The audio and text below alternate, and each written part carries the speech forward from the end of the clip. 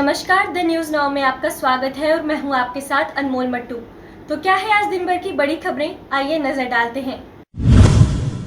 Air force station पर drone हमले के दिन शहर में एक और हमला करने की साजिश रची गई थी। बठिंडी से आईईडी के साथ पकड़े गए आतंकी नदीम ने इसकी साजिश रची थी।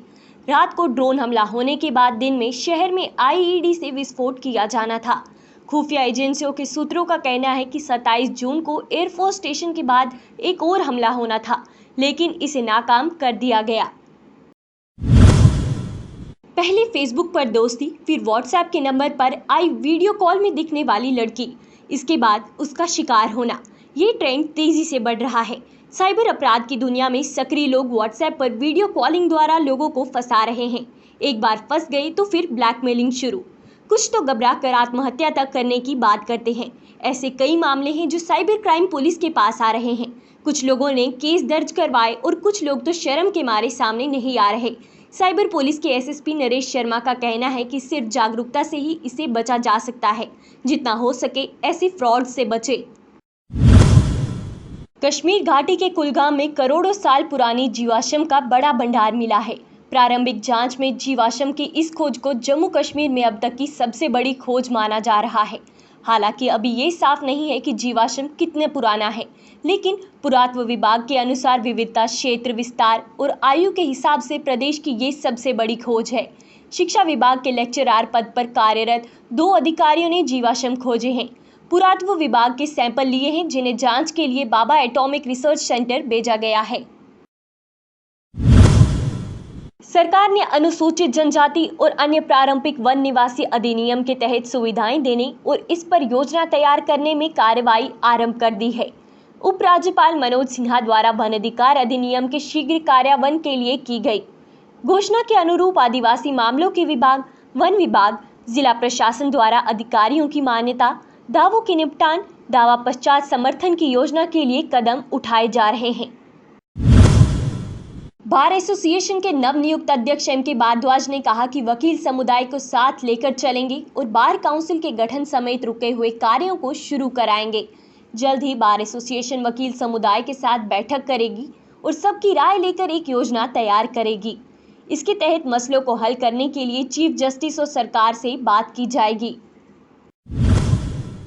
जम्मू कश्मीर के बदलते हालात के बीच देश विदेश के बड़े औद्योगिक घरानों के प्रदेश में निवेश को सरल बनाने के लिए उद्योग व वाणिज्य विभाग की ओर से वेब पोर्टल जारी किया है। नई उद्योग नीति के लिए दोपहर को ये पोर्टल लॉन्च किया जा रहा है। देश के गृह मंत्री अमित शाह, प्रधानमंत्री कार्यालय में राज्य मंत्री डॉक्टर जितेंद्र सिंह व जम्मू कश्मीर के उपराज्यपाल मनोज सिन्हा, विभाग के आयुक्त सचिव रंजन प्रकाश ठाकुर की मौजूदगी में ये पोर्टल लॉन्च किया जा रहा है। नियंत्रण रेखा पर भले ही फायरिंग फरवरी के बाद से बंद है, पर पिछले 1 माह में हलचल काफी बढ़ चुकी है। नियंत्रण रेखा के उस पर चल रहे आतंकी शिविरों में काफी सक्रियता दिखाई दे रही है। यही वजह है कि घुसपैठ की कोशिशों में भी इजाफा हुआ है। हथियारों के बरामद जखीरे और बढ़ते ग्रेनेड हमलों में अफगानिस्तान के बाद कश्मीर में बढ़ती साजिशों की ओर इशारा कर रहे हैं। बीते 2 माह में अकेले राजौरी, पुंछ जिलों में घुसपैठ के प्रयास में 10 आतंकी मारे जा चुके हैं। सुरक्षा एजेंसियों ने अनौपचारिक तौर पर यह भी स्वीकारा है कि अलग अलग ग्रुप में करीब 2 दर्जन आतंकी घुसपैठ करने में सफल भी रहे हैं। सिर्फ यही नहीं, एक सप्ताह में श्रीनगर में ही सुरक्षा बलों पर करीब 4 ग्रेनेड हमले भी किए गए हैं। वो दिन दूर नहीं जब शाम ढलते ही मंदिरों के शहर में अधिकतर चौकों में फव्वारे, रंग बिरंगी छटा बिखरते हुए हर आने जाने वाले का अभिनंदन करेगी। नगर निगम शहर ने 19 स्थानों पर फव्वारे लगाए हैं और इनका ट्रायल किया जा चुका है। जल्द ही रंग बिरंगी रोशनी के बीच ये फव्वारे हर किसी के आकर्षण का केंद्र बनेंगे।